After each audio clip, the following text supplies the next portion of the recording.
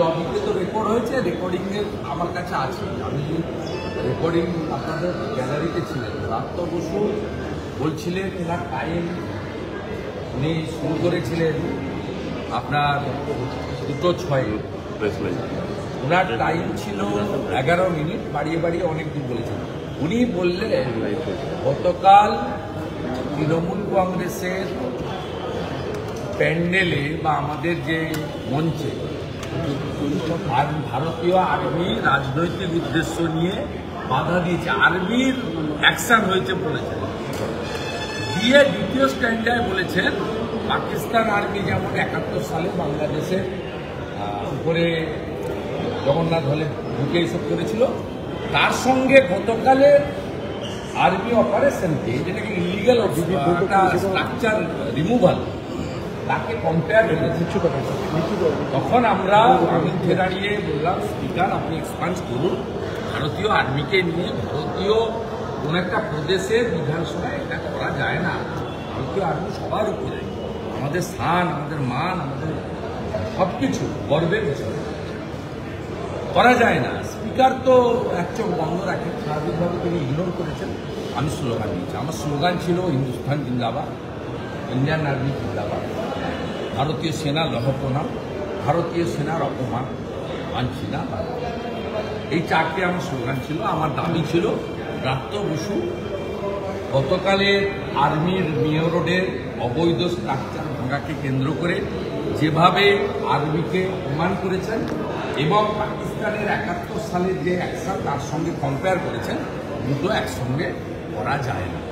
ঠিক আছে, এটা করা যায় না, এটা এই জন্যই সাসপেন্ড করবে। এবং প্রস্তাবটা প্রথাগতভাবে আপনার আনেনি, প্রথাগতভাবে একজনকে প্রস্তাব করতে হয়, স্পিকার হাউসে রাখেন। এখানে স্পিকারই পার্টি হয়ে গেছেন। অরূপ বিশ্বাস কানে এসে বললেন হারিয়ে দিন, সাসপেন্ড করে দিন, সাসপেন্ড করে দিল। আমার বিধায়করা বললো চলুন আমরা সবাই বেরিয়ে যাই, আপনাকে লিডারকে যখন করেছেন। আমি চাইলে বসে থাকতে পারতাম, তাতে কী হতো, আমাদের যারা সিকিউরিটি মার্শাল তারা লো পেড এমপ্লয়ি, হাফ বেতন পান, ডিএ পান না, তাদের সঙ্গে আমার মারপিট হতো। বেচারীদের কষ্ট দিয়ে লাভ নেই।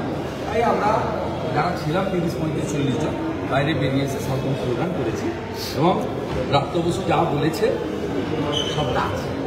আমি এটা তো শোনাচ্ছি না আপনাদের, বলছি ইনি বহুবার সাসপেন্ড করা। আমি গর্বিত ভারতীয় সেনার জন্য আজকে সাসপেন্ড করেছি। আজকের দিনের জন্য বেতনও নেব না, ভাতাও নেব না। আমি গর্বিত ভারতীয়। গতকাল মুখ্যমন্ত্রী 100 টাকা তারা প্রদান করেছেন, আজকে ব্রাত্য বসু প্রদান করছেন, বিধানসভার বাইরে কি কোনো গতকালই রাত্রে আমরা তেরঙ্গা ঝান্ডা নিয়ে করেছি। আজকে শ্রমিক ভট্টাচার্য প্রদেশ সভাপতি তিনি নির্দেশ দিয়েছেন এবং আমাদের সংগঠনের সাধারণ সম্পাদক অমিতাভ চক্রবর্তী সব মণ্ডলে একটি করে পথসভা করে এই বিষয়ে ধিক্কার জানানো এবং মমতা ব্যানার্জির মুখোশ খোলার জন্য আমরা কর্মসূচি নিয়েছি। পরবর্তী কর্মসূচি তো এলোকে ডিক্লেয়ার করে না, পার্টি ডিক্লেয়ার করে, যেমন আজকে হয়েছে, পরবর্তীকালে হবে। আমরা আমাদের যে লেজিসলেচাররা আছি, আমরা যেমন চাকরি চোর গদি চোর, তার মেন অবজেক্ট এটাও থাকবে। আর ভারতীয় আর্মির অপমান মানছি না, মানব না। আজকে পুলিশ একটা গাড়ি আটকালো হোয়াইট হাউসের সামনে। মমতা ব্যানার্জি সিপি ডিজি সবাইকে বলেছে ভারতীয় সেনা আর্মি ইস্টার্ন কমান্ডের সঙ্গে সহযোগিতা করতে নানাভাবে। হয়তো ওয়ান ফাইন মর্নিং দেখবেন যে মমতা ব্যানার্জি বাজারগুলোতে তার লেঠেল বাহিনীকে দিয়ে বলছে আর্মি যারা আছে তাদেরকে সবজি, মাছ, ডিম বা দুধ এগুলো দেবেন। এটা শুনতে পাবেন। বলছি বাংলা পাকিস্তানের দালাল জিন্না সুরাবর্তী যা করেনি মমতা তাই করছে। কমপ্লিট পাকিস্তানের দালাল একজন অধ্যাপক, একজন শিক্ষামন্ত্রী, তিনি পাকিস্তান ভারতীয় আর্মিকে কন্ডেম করছেন অ্যাসেম্বলিতে, স্পিকার এক্সপান্স করছেন না। দ্বিতীয় হচ্ছে তিনি 71-এ পাকিস্তান আর্মির বাংলাদেশের ঢাকার অ্যাকশনের সঙ্গে গতকালের অ্যাকশনের কম্পেয়ার করছে। এটা তো আপনি যদি ভারতীয়, নিশ্চয়ই ভারতীয় দেশ, আগে তো নেশন ফার্স্ট, রাজনীতি আলাদা হতে পারে, ধর্ম আলাদা হতে পারে, আপনাদেরও করতে পারে। লবিতে তো রেকর্ড হয়েছে, রেকর্ডিংয়ের আমার কাছে আছে। আমি রেকর্ডিং আপনাদের গ্যালারিতে ছিলেন, ব্রাত্য বসু বলছিলেন এনার টাইম উনি শুরু করেছিলেন আপনার 2:06 ওনার টাইম ছিল 11 মিনিট, বাড়িয়ে বাড়িয়ে অনেক দূর বলেছেন। উনি বললেন গতকাল তৃণমূল কংগ্রেসের প্যান্ডেলে বা আমাদের যে মঞ্চে ভারতীয় আর্মি রাজনৈতিক উদ্দেশ্য নিয়ে বাধা দিয়েছে, আর্মির অ্যাকশন হয়েছে বলেছেন। দিয়ে দ্বিতীয় স্ট্যান্ডায় বলেছেন পাকিস্তান আর্মি যেমন 71 সালে বাংলাদেশের উপরে জগন্নাথ হলে ঢুকে এসব করেছিল, তার সঙ্গে গতকালের আর্মি অপারেশনকে যেটাকে ইলিগাল স্ট্রাকচার রিমুভাল তাকে কম্পেয়ার করেছে। তখন আমরা বিরুদ্ধে দাঁড়িয়ে বললাম, স্পিকার আপনি এক্সপান্স করুন, ভারতীয় আর্মিকে নিয়ে ভারতীয় কোন একটা প্রদেশের বিধানসভায় এটা করা যায় না।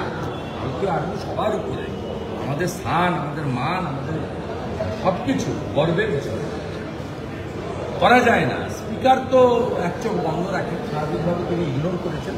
আমি স্লোগান দিয়েছি, আমার স্লোগান ছিল হিন্দুস্তান জিন্দাবাদ, ইন্ডিয়ান আর্মি জিন্দাবাদ, ভারতীয় সেনা লহপনা, ভারতীয় সেনার অপমান মানছি না।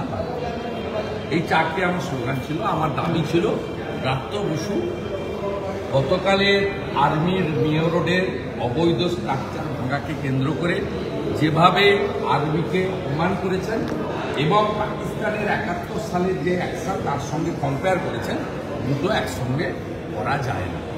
ঠিক আছে, এটা করা যায় না, এটা এই জন্যই সাসপেন্ড করে। এবং প্রস্তাবটা প্রথাগতভাবে আপনার আনেনি। প্রথাগতভাবে একজনকে প্রস্তাব করতে হয়, স্পিকার হাউসে রাখেন। এখানে স্পিকারই পার্টি হয়ে গেছেন। অরূপ বিশ্বাস এখানে এসে বললেন হারিয়ে দিন, সাসপেন্ড করে দিন। সাসপেন্ড করে দিল।